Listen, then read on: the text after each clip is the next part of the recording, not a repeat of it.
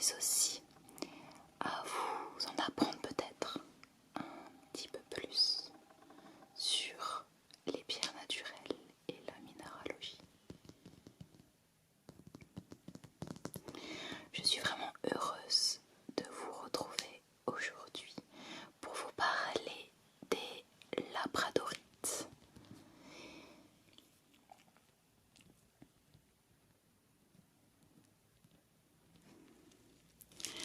En effet, je prends juste ce petit cadeau.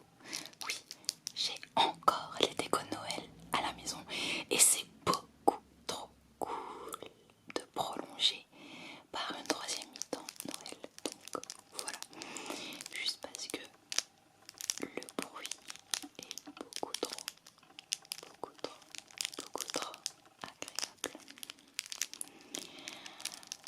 Alors les labradorites ont une propriété physico-chimique un petit peu particulière qui fait qu'elles sont vraiment magnifiques et qu'elles ont un grand succès chez beaucoup de personnes passionnées par les pierres, minéraux et cristaux naturels. Et j'ai cherché récemment l'origine et l'explication de cet effet visuel que je vais vous montrer évidemment juste après. Donc je suis vraiment contente de pouvoir vous en parler et partager la magie des minéraux.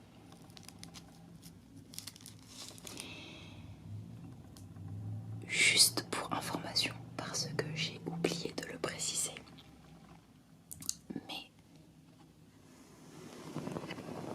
c'est une vidéo ASMR où il y a de la lumière, contrairement à beaucoup de vidéos ASMR. Mais si je vous montrais l'effet des labradorites particuliers, je suis obligée d'avoir un petit peu de lumière. Donc voilà. Et pour celles et ceux qui écoutent cette vidéo juste pour le côté ASMR, je vous invite à fermer les yeux et diminuer au maximum la luminosité de votre écran. Voilà. On peut revenir à nos chères et tendres pierres. Donc on va parler principalement de la labradorite,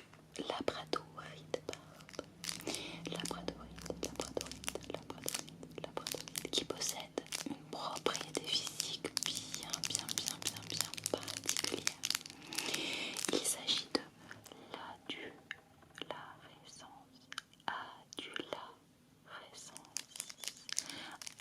adularescence, aussi nommée labradorescence.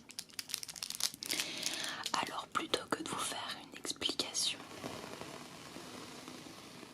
orale fastidieuse, je crois que le plus simple et le plus cool pour tous, pour moi comme pour vous, c'est de vous montrer ça directement en image. Nous avons donc là une labradorite. On est d'accord que vous la voyez de manière grise. On est ok? Parfait.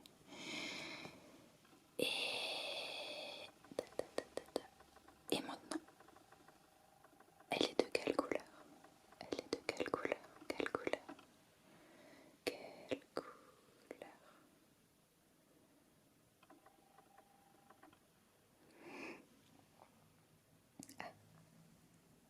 Plutôt jaune, on est d'accord.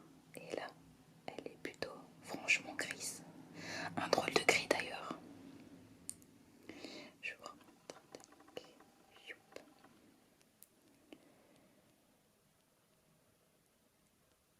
Donc vous voyez que la labradorite, selon comment elle est positionnée, elle est grise ou elle change de couleur. On parle bien ici de pierre naturelle, ce qui rajoute encore beaucoup plus de merveille à tout ça. Il s'agit en fait d'une propriété physico-chimique bien précise qui se nomme l'effet de Schiller ou adularescence. Lorsque nous voyons la pierre de façon grise, nous voyons en réalité la couche la plus externe de la pierre. Et puis, lorsque nous apercevons de nouvelles nuances colorées en jouant avec l'angle de vue ainsi que la lumière, ce sont des couches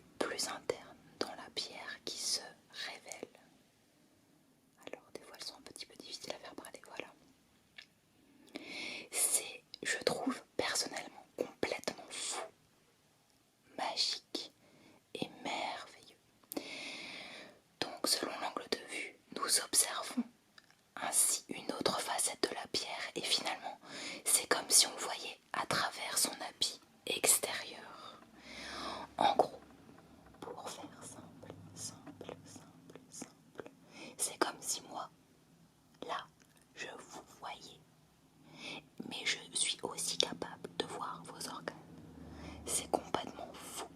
Je trouve ça tellement hallucinant et vraiment magnifique. Je sais pas ce que vous en pensez. Et c'est quand même là que je me dis vraiment que la nature est bien faite, qu'elle est belle, mais qu'elle est aussi extraordinaire. Alors, chaque labradorite va refléter des couleurs et des nuances différentes. J'en ai plusieurs, donc je peux vous montrer concrètement ce que ça peut donner. Donc là, on avait pour la première labradorite une couleur plutôt jaune. L'autre côté, est-ce qu'on avait quelque chose? Je sais pas si vous voyez bien, on a des reflets plutôt blancs et on a un peu du orange, mais alors il n'est pas facile à trouver. Pardon. Ouais, je sais. Ah voilà, vous l'avez vu. Oh, il était furtif. Voilà. Parfait. Ensuite, nous avons une labradorite, vraiment avec un bleu super sympa, même si c'est pas le plus beau bleu que j'ai parce que je garde cette pièce pour la fin. Là, vous voyez au-dessus. Même là, un bleu foncé vraiment magnifique. Vous le voyez? Cet ASMR est aussi un petit peu visuel du coup. Ici. Ah, et alors là, on a des belles tranches multicolores qui apparaissent. Puis voilà, c'est fou, hein, je vous tiens la pierre comme ça, elle est grise, là on voit qu'il y a effectivement un léger reflet bleu et puis on bouge la pierre d'un coup avec la lumière. Et hop, j'ai perdu. Ah là, tac. Ensuite, qu'est-ce que nous avons? C'est ma première labradorite, celle-ci. C'est ma toute première labradorite et elle est vraiment sympa en termes de adulorescence ou effet chill. Donc en fait, quand on voit la pierre grise, comme ça, on voit la couche la plus externe de la pierre et dès qu'on la bouge, c'est comme si la couche la plus externe, la couche grise, devenait transparente et laissait entrevoir le cœur de la pierre. Et sur une même pierre, les deux côtés peuvent refléter des couleurs différentes, vous voyez. Là, c'est vraiment franchement bleu. Alors bleu très clair, on est d'accord. Et là, on est quand même sur... Alors, il faut juste que je retrouve bien l'angle. On est sur du vert presque jaune, je sais pas ce que vous en pensez. Donc c'est la même pierre, je trouve ça vraiment hallucinant. Ensuite, nous avons celle-ci qui, elle, présente une couleur différente des premières. C'est là vous voyez que chaque pierre, chaque labradorite doit présenter une adulorescence vraiment différente. Donc là, on voit vraiment nettement du orange jaune. Je suis désolée, il y a des enfants qui jouent dehors, il y a même un peu de violet. On les entend légèrement jouer, j'espère que ça vous dérangera pas pour l'écoute et le visionnage de cette vidéo. Celle-ci est vraiment incroyable, elle est souvent appelée labradorite sunset, faisant penser au coucher de soleil. Alors ce que j'adore, c'est là, le mini reflet violet, parce qu'il faut savoir qu'il existe aussi des labradorites qui reflètent une adulorescence violette. Elles sont très rares et elles sont très chères. Pour le moment, je n'en ai pas, mais j'espère un jour. Alors là, vous voyez, donc ce côté était franchement quasiment intégralement orange. Et l'autre côté, il est quasiment intégralement blanc. Alors je vais essayer de... Donc on a encore du orange ici et là, toute cette partie externe à droite est blanche, pratiquement blanche. Voilà, maintenant je vais vous montrer ma plus grosse pièce en labradorite, qui a un reflet bleu magnifique, vraiment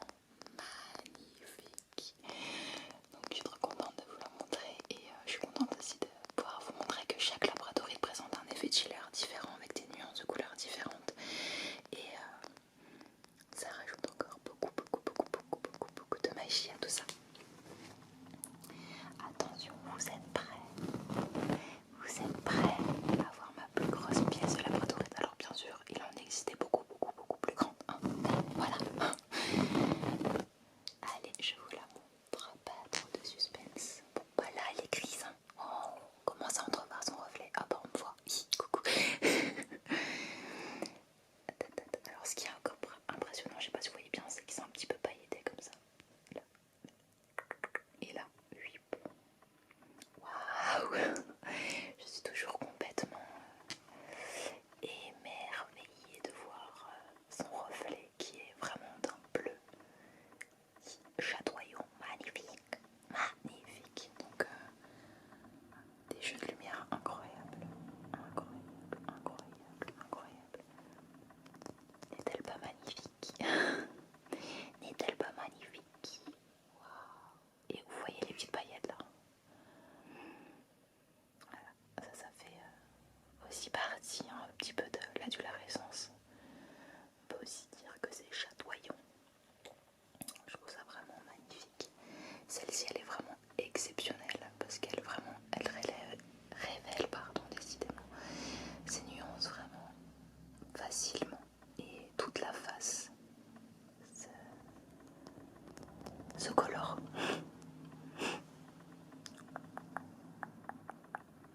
C'est un beau spectacle visuel ça pour vous endormir.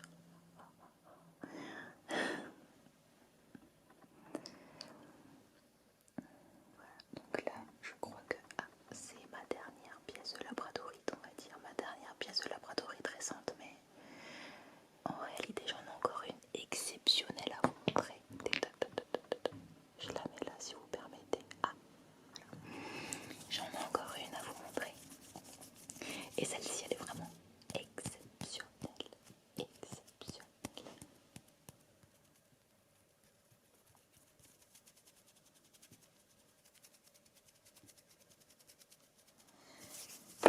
Alors celle-ci, on ne l'appelle pas forcément labradorite. En fait cette pierre elle possède deux noms. Alors vous choisissez votre camp. Ça me décale, ça me décale, ça me décale. On l'appelle soit labradorite blanche, labradorite blanche, pierre de lune bleue. Mince, j'aurais pas dû vous dire ça. Bon, c'est pas grave, vous comprendrez. Voilà cette pierre qui est parfaitement blanche. J'espère que vous la voyez blanche. Je peux pas trop la bouger parce que sinon vous allez voir le trésor tout de suite.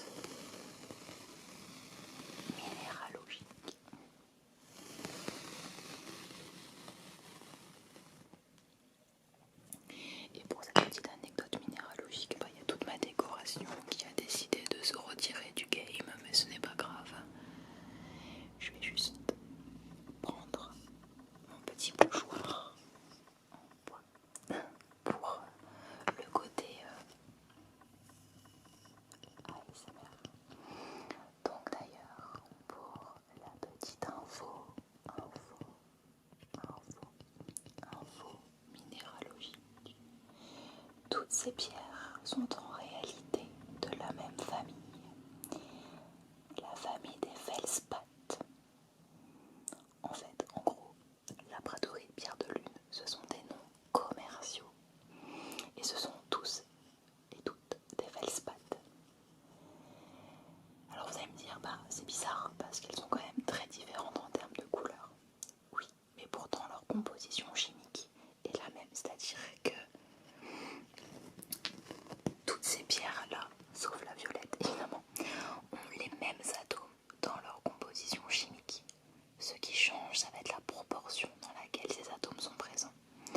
Donc voilà, c'était la petite info que j'avais envie d'ajouter en cette fin de vidéo.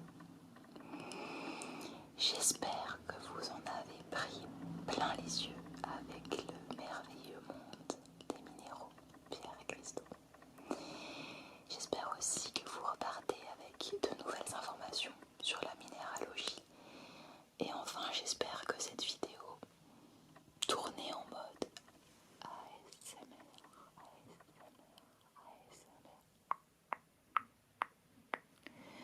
vous aura aussi permis